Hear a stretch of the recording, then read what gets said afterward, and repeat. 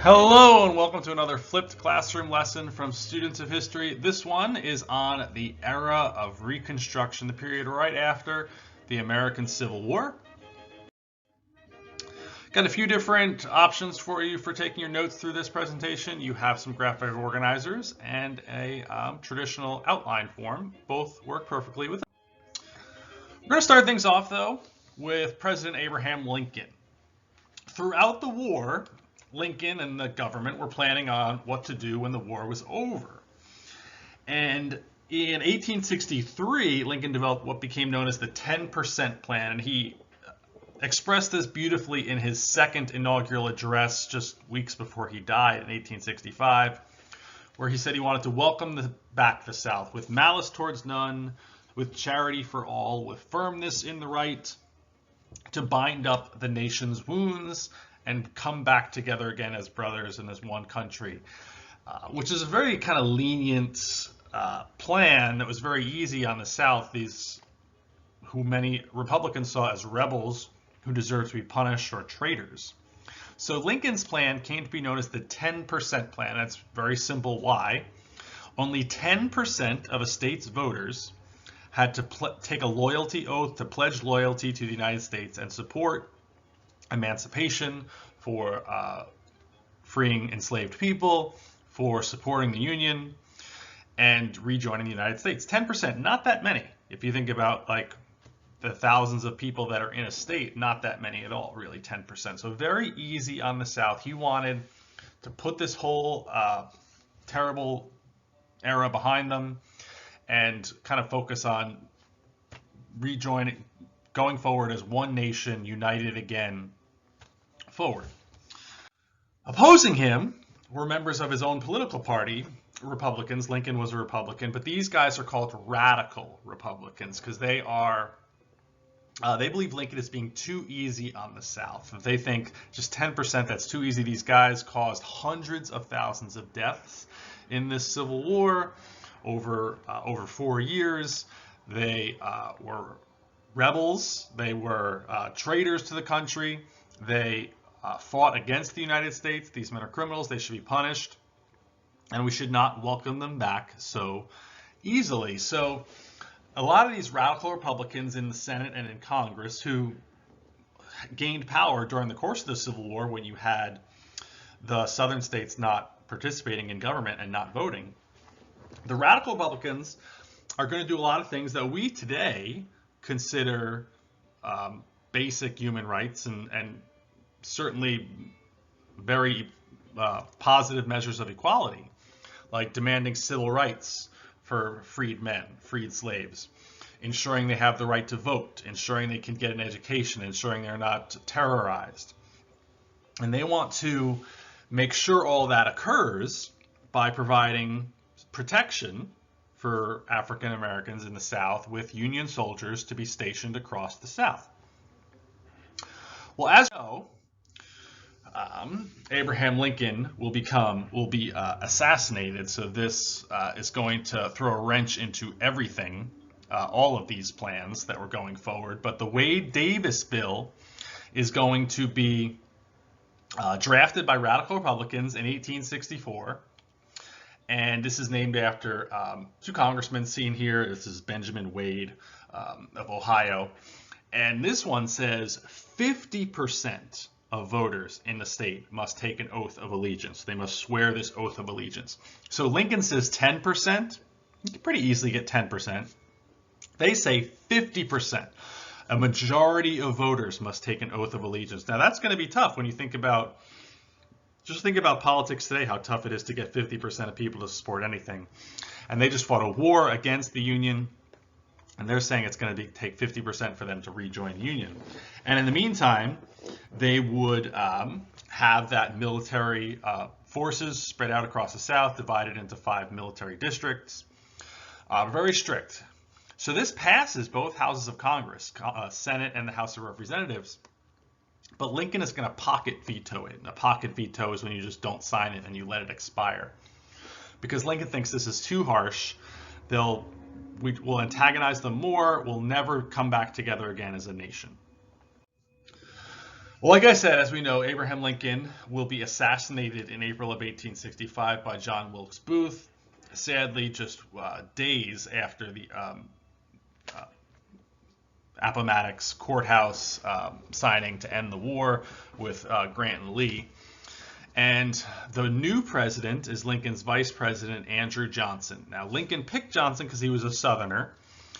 He was a Southerner, but he was a Republican, and he thought this would kind of be a way of making amends with the South.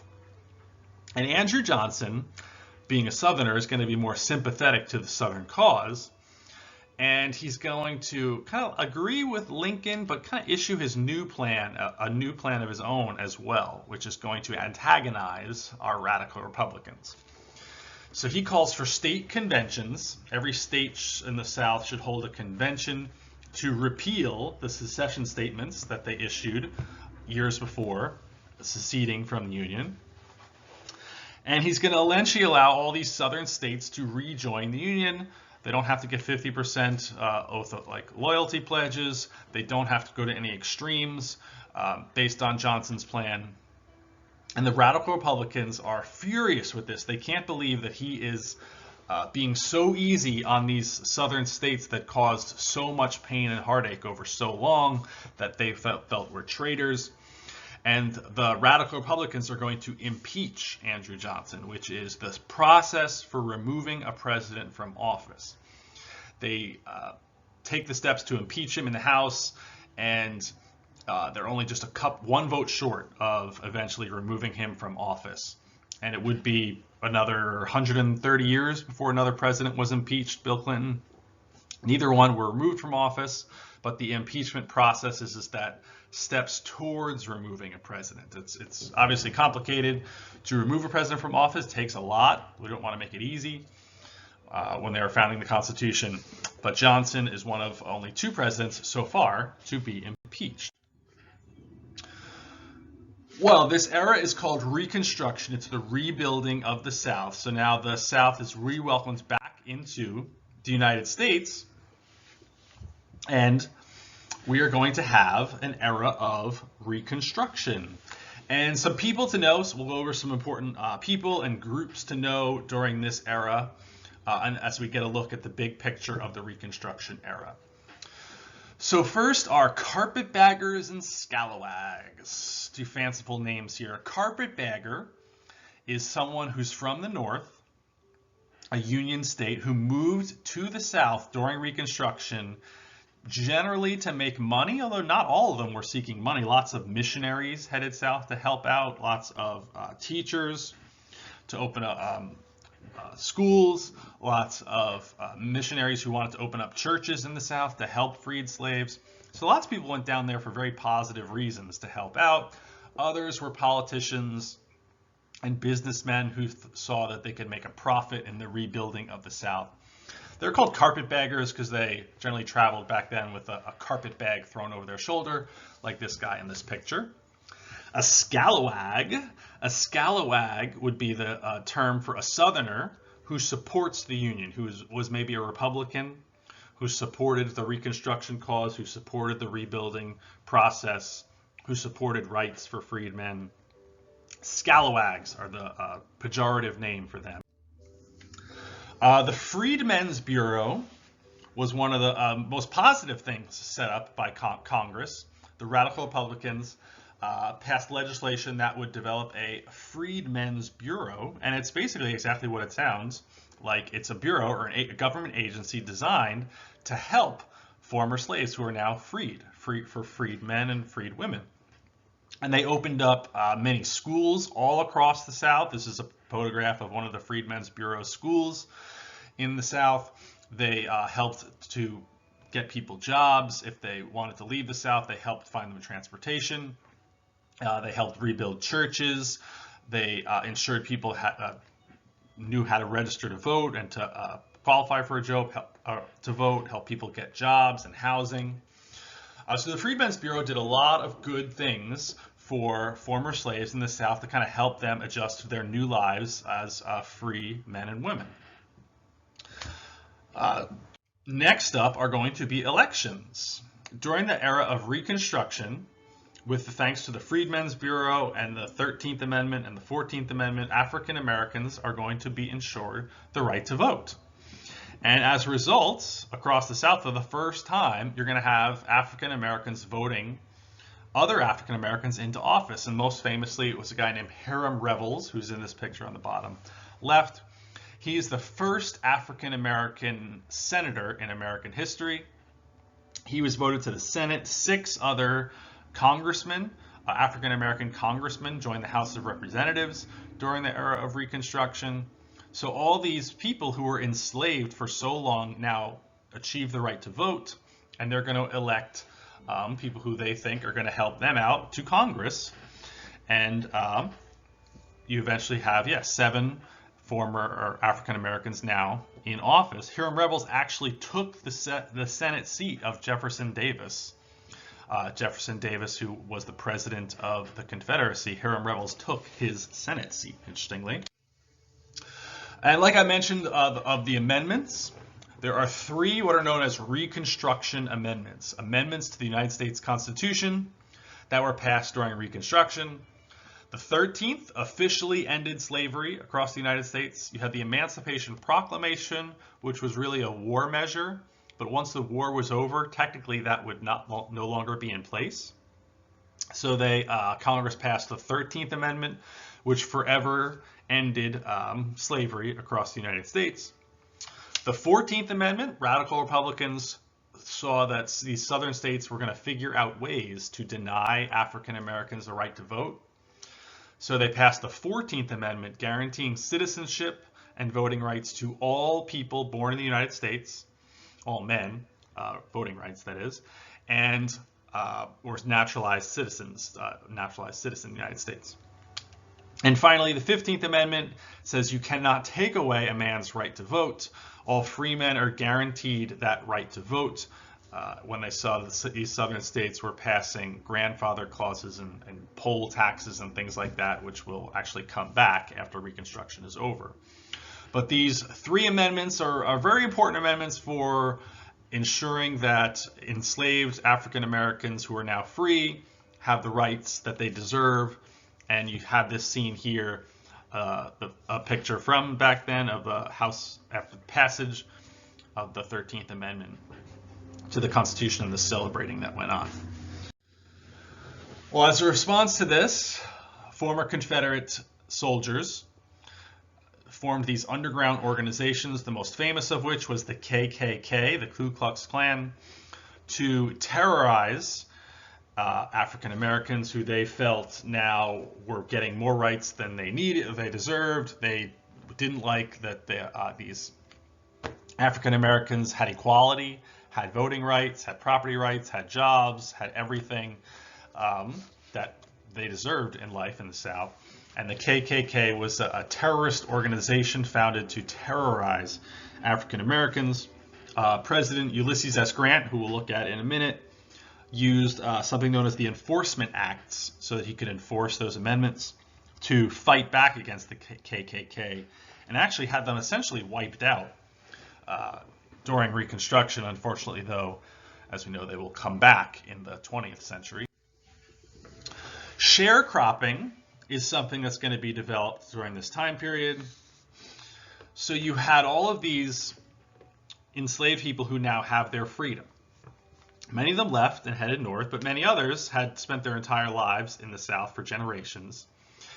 And all they knew was farming and owning farms, and they were not given land to own for themselves, so they sought jobs. And some plantation owners said, hey, I'll tell you what, you're not enslaved anymore, but you can have a job working on my farm doing essentially the same thing you were doing before, whether it was picking cotton or tending to the farm in some way. And they're like, this can be a job for you, this will be great, you'll have your freedom, but you can do this. And it sounds appealing, but then if you think about it, it's almost essentially the same thing as slavery, because what these plantation owners did was say, okay, well, I'll give you housing, I'll provide you food, and in return you'll work. And if there's extra wages that you earn beyond what it costs for your housing and your food, then you can earn that. Well, of course, they said, oh, no, you didn't earn any extra wages. Your housing costs went up, your food costs went up.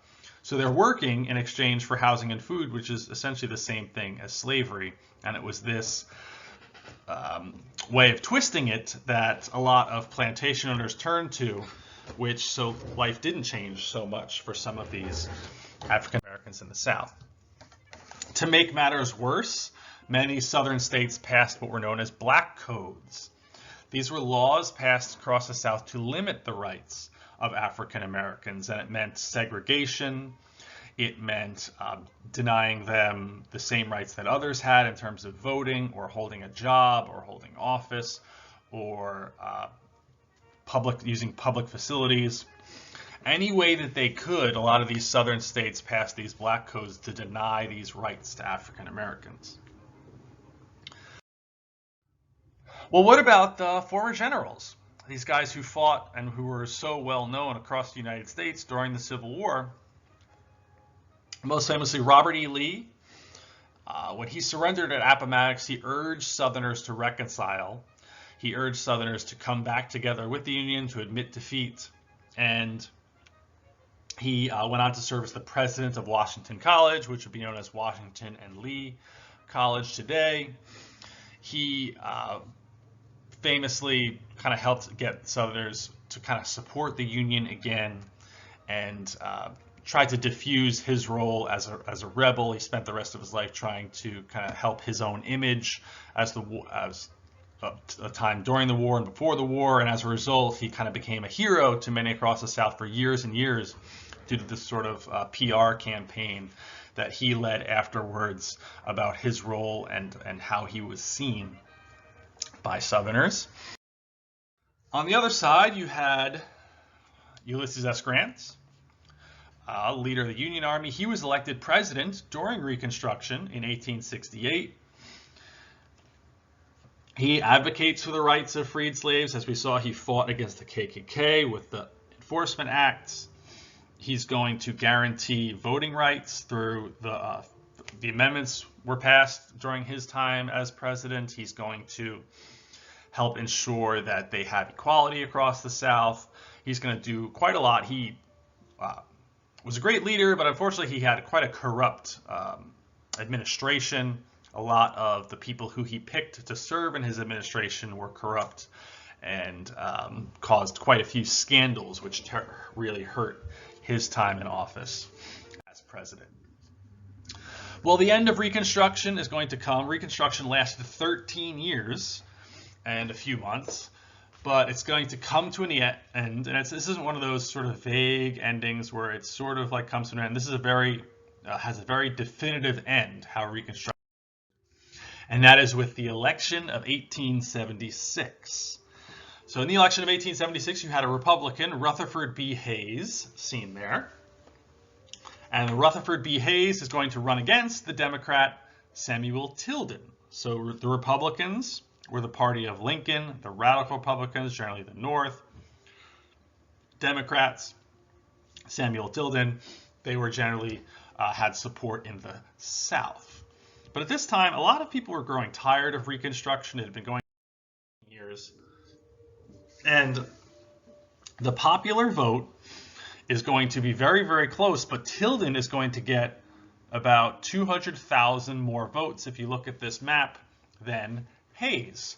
You see lots of blue across the South for Tilden, getting his support across the South. Hayes, you see all that support in the North, the West, and then in New Orleans, he had quite a bit of support as well. So it's close, but Tilden gets more popular vote. But as you know, the popular vote does not determine the presidency, the Electoral College. And the Electoral College comes out with Tilden with a 184 electoral votes to Hayes's 165. Okay, so Tilden gets more electoral votes also. But a lot of these electoral votes are in dispute. They're saying they're disagreeing about the final vote total. There's riots going on at these election offices. It's chaos there. They're trying to communicate to these offices, and it takes a while. And each party is reporting that their candidate won those states. and no one's really quite sure what's really happened or who actually won some of these states. And Hayes and the Republicans, of course, have their Union forces still stationed across the South due to Reconstruction. They control a lot of these electoral boards across the South. So that is going to come into play, and it's going to become known as the corrupt bargain. So Union troops occupy the South. They control these election boards, and they're going to force it so that Hayes wins the election. They're going to kind of fix it. They're going to have their guys come in, go through the votes, and make sure that Hayes comes out to be the winner. Well, this isn't really a deep secret that they stole this election. The Democrats are sure of it, and they think they can prove it. So they come to a compromise.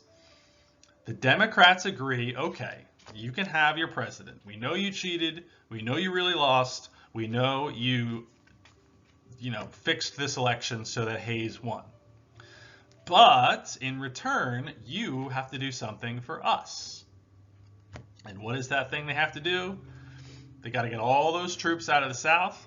They have to end Reconstruction. The whole Reconstruction era has to be over.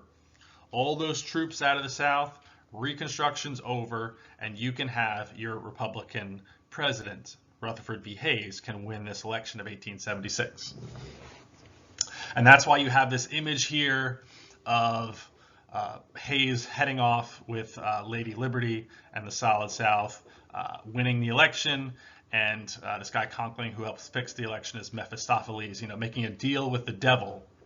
They made a deal with the devil. They sold out the South because now all those troops are gone, and all those former enslaved people who are still trying to get up on their feet and kind of rebuild and adjust to a new life. The Freedmen's Bureau is going to be gone.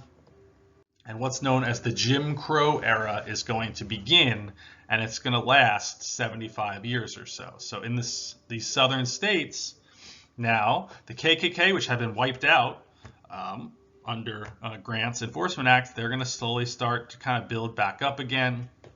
You're going to have segregation, like in this photo of this cafe. You see on the left there is a white entrance, and on the right there is a colored entrance.